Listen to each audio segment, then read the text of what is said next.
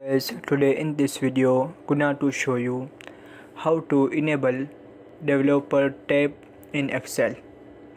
So guys, if you want to enable developer tab in Excel, so very easy.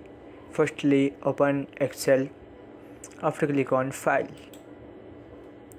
click on options. Now click on customize ribbon. After click on check this box developer